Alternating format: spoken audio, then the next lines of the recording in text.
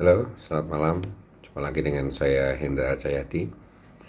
Oke, malam ini saya akan lanjutkan ya tentang eh, proses promosi.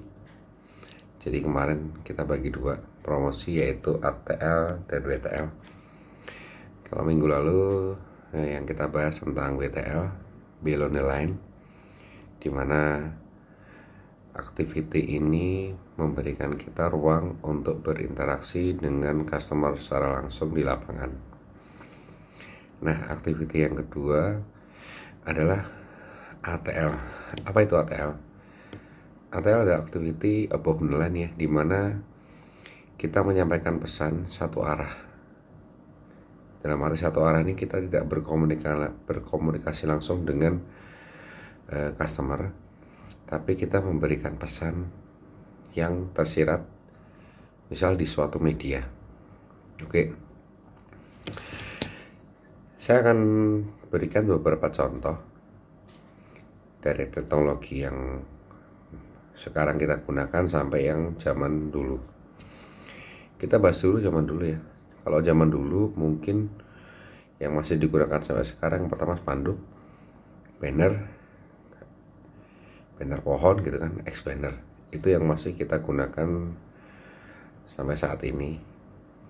Nah, karena ini kita tidak bisa berkomunikasi dan hanya ada media yang digunakan untuk mengkomunikasikan pesan kita kepada customer, jadi ada beberapa yang harus kita lakukan. Yang pertama, pesan harus singkat, jelas, padat. Itu yang pertama.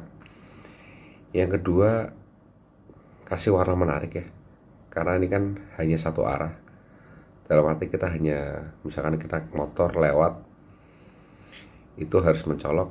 Contoh warna yang mencolok ya, karena kita berbrand colornya biru putih ya, kita berarti harus biru, mencolok. Kemudian tulisannya harus besar, kata-katanya singkat. Kata-kata singkat ini misalkan, terima kunci 2 juta, berlaku untuk bulan ini, promo menarik, atau promo Vaganza. Hal-hal seperti itu yang kita perlu cantumkan di promosi ATL ya.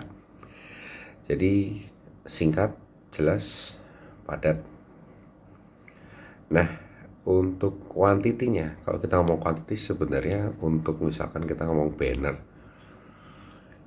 jumlahnya tidak hanya satu ya, tapi beberapa yang istilahnya orang itu secara repeat membaca di jalan, secara repeat orang itu terkesan, oh ini ada promo. Jadi jumlahnya kalau bisa lebih dari 10, supaya orang mengingat-ingat ketika lewat situ, oh ini ada promo.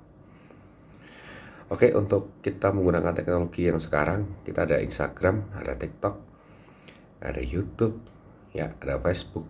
Nah, itu yang kita gunakan sekarang.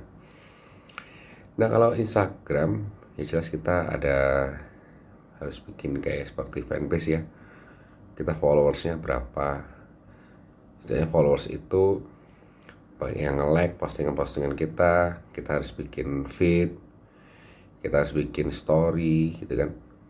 Story itu yang bermanfaat, tidak hanya menawarkan produk, tapi di situ mungkin kita bisa kasih pesan-pesan khusus berhubungan dengan perumahan kita.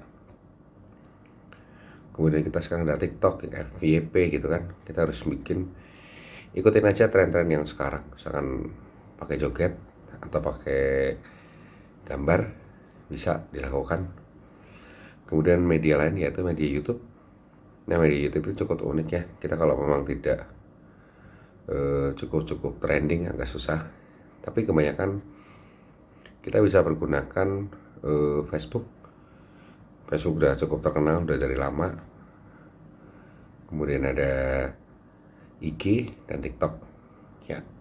Nah, di fasilitas media-media tersebut ada namanya ads ya. Ads ini ada alat yang harus kita bayar untuk beriklan di media tersebut. Jangkauannya bisa banyak, jangkauannya bisa luas. dan itu bisa berulang kali muncul di istilahnya beranda kita ya.